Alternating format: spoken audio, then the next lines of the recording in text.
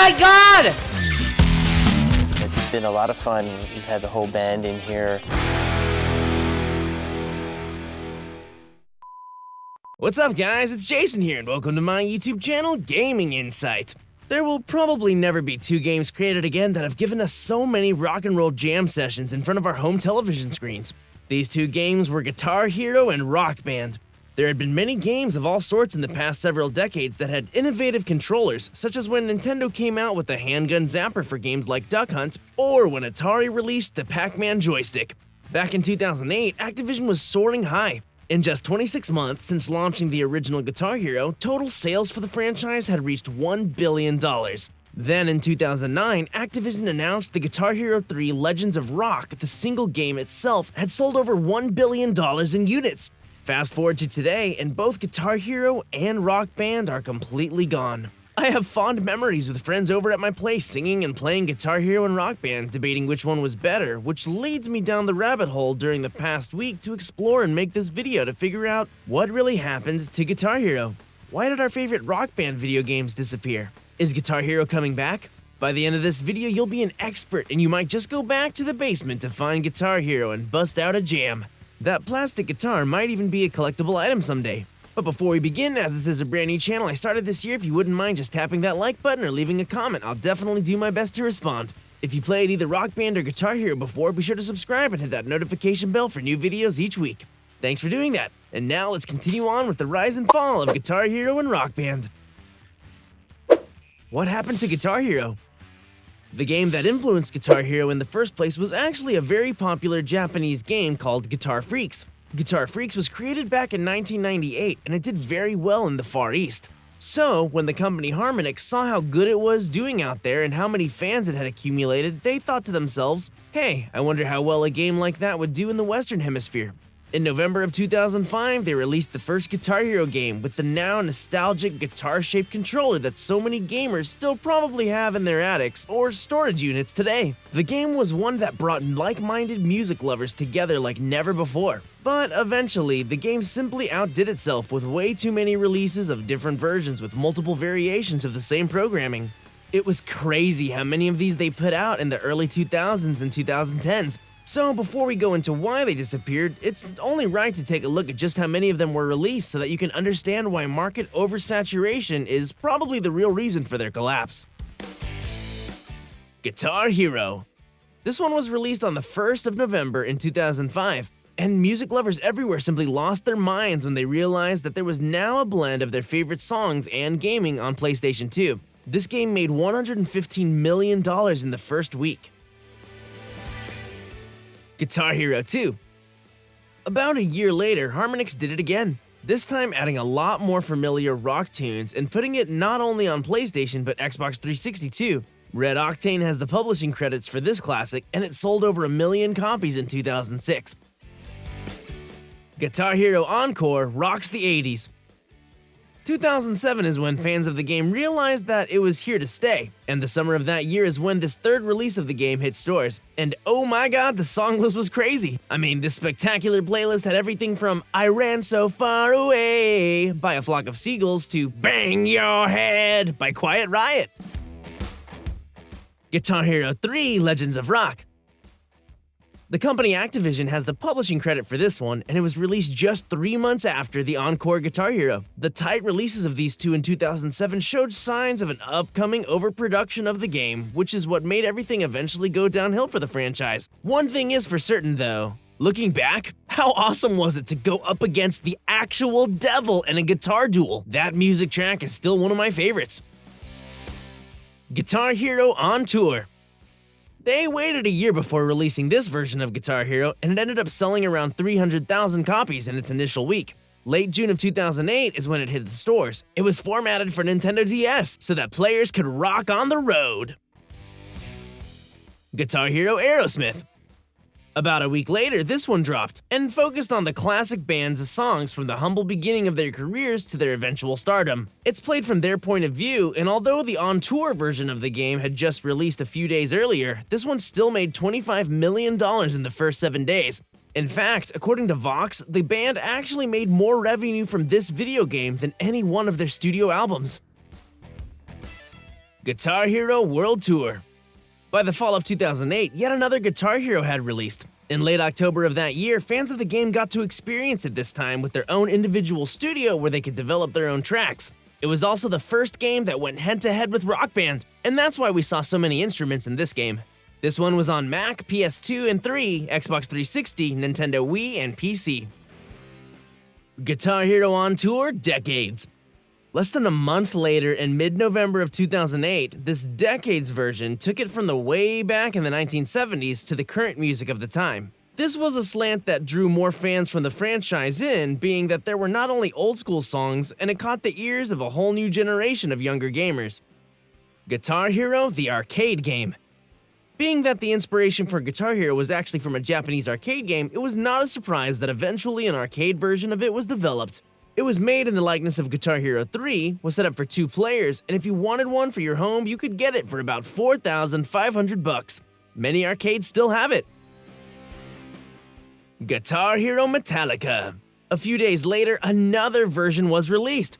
This time it was dedicated to the classic band Metallica. Like the Aerosmith version, you get to start out in the beginning of their career and work your way up. Activision Blizzard got lots of praise for this one from critics like Ars Technica back in 2009. Guitar Hero on Tour Modern Hits. After the success of the first one, it's no surprise that they came out with another version for Nintendo DS. There were a handful of characters to choose from on this one, and the portability factor, with the cool pick to strum the guitar on the screen, is what attracted fans of the franchise yet again. Guitar Hero Smash Hits. This was the third one that was released in 2009, and the market saturation was becoming apparent at this point. What the creators did was take the songs from the previous versions of the game and presented fans with the mastered versions of them. Guitar Hero 5. The fifth installment of the franchise featured over 80 songs along with several racy themes. For example, there's a Playboy commercial with models dancing around Hugh Hefner. And although the game is categorized as teen, there's a lot of foul language and violence. Guitar Hero Van Halen. A few months later, in December of 2009, the game paid homage to another classic band, Van Halen. You get to play as the band themselves, the game came with the classic guitar controllers, and you could get this one for about $40 a pop in stores or online. The Guitar Hero app. This was the franchise's first venture towards the iPhone. The attractive app sold well at $3 per download. Guitar Hero Warriors of Rock. Not long after the app, they came out with this version of the game in September of 2010. It was available on Xbox, PS3, Nintendo Wii, and was the last version that was created by Neversoft. Guitar Hero Live. In 2015, Activision set this one up so that players could pay for and download songs that were streaming at the time, giving them direct access to any song that they had available in their mega library of hits. But 3 years later, in December of 2018, the live Guitar Hero TV shut down to the disappointment of its worldwide fanbase. According to Polygon, they went from having about 500 songs to just the original 42 from the first installment of the game.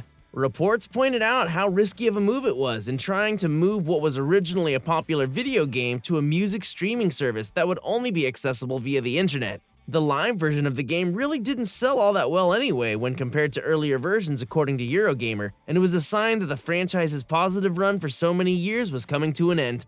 They did give out refunds though. In late 2019, The Verge told the public that if they had purchased the game between 1st December of 2017 and 1st January of 2019, then all they had to do was provide a receipt or some type of statement saying that they made the purchase in order to get their money back. People have been calling for a return of Guitar Hero to PS5 or Xbox Series X, but there's been no official word coming. Hopefully more news comes out this year though. So what happened to Rock Band? Rock Band started the full band experience, microphone, drums, eventually a keyboard, so it allowed for more choices of songs than Guitar Hero. There were 7 official Rock Band games, compared to Guitar Hero 6, and in the early to late 2000s, these two music game powerhouses flooded the video game market for a very long time. Rock Band was created originally by Harmonix and had several different versions which sold very well in markets across the world. Rock Band. In November of 2007, the first Rock Band game hit the stores. It was originally not formatted for the Nintendo Wii, but by 2008 there was a version created for this console. It was also in 2008 that a track pack version of the game was released, and it included 20 new songs. Rock Band 2. In mid-September of 2008, the second version of the game was released, and it had a killer list of songs that included jams like Chop Suey by System of a Down, American Woman by the Guess Who, and Hungry Like the Wolf by Duran Duran. AC/DC Live Rock Band. This game featured 18 of the band's classic songs, and if you had a PS3 or a 360, you would get a special code that would allow you to import even more content. They went on to make band-dedicated games for other groups as well, such as the Beatles, Green Day, and Pearl Jam. Rock Band Unplugged. Harmonix collaborated with Backbone Entertainment on this one, and you could play all the instruments at one time with your regular game controller. Rock Band 3. This one had over 80 songs, and you could play with up to 7 people at a time. It was the focus of many friendly musical game gatherings back in 2010. Rock Band 4. In 2015, Harmonix decided that it was time to include more songs from different decades, and that's exactly what they executed in this fourth of the Rock Band franchise. Rock Band Track Packs. These included Volume 1 and 2, a classic rock track pack, 2 country track packs, and a metal track pack. Yeah! Lego Rock Band. This was the most well-rounded of the Rock Band games, being that it had songs on it for all ages. It was definitely the most family-focused one, and many parents found themselves rocking out with their kids in 2009 when it was released. There's been so many requests for Rock Band 5, but there's still no official announcement and updates from this year from the developers. If anything though, I think the chances for a new Rock Band release seem higher than Guitar Hero, but that's just my gut feeling after doing all the research. Just like the Guitar Hero franchise, Rock Band did oversaturate their market, and it was the primary reason for its demise. That being said, there is still a large dedicated community to this day. If you check out the official Facebook pages, you'll see that they're still releasing songs. I suppose there could only be so many variations between game releases that would differentiate itself from one another. And although these music rhythm games will always be classics and very nostalgic, the chances of them making a comeback are slim. Conclusion. And that brings us to today. Rock Band and Guitar Hero had one of the most amazing runs in video game history. In fact, Guitar Hero 3 is actually the highest grossing game in United States history, making over $890 million in America alone. As a franchise, the Rock Band games actually did $1 billion in sales worldwide. So even though they will likely not reach the level of popularity that they had in the early to late 2000s and 2010s, they will never be forgotten. Many of us want them to have a comeback, but there's not been an official announcement of it actually happening according to reports. So if you want to bring those at-home jam sessions back to life, then you're gonna have to go to your basement, or your attic, or your storage unit, or wherever those old dusty colorful push-button guitar controllers are and break them out. Long live music rhythm games. So with that said, thanks so much for watching my video. As this is a brand new YouTube channel I started this year, if you enjoy videos like this, please click the subscribe button and hit that notification bell. I respond to all comments. If you haven't seen already, check out my gaming videos on the rise and fall of Google Stadia game platform or the rise and fall of Cyberpunk 2077. As always, stay happy and healthy and stay tuned for another episode of Company Insight next week.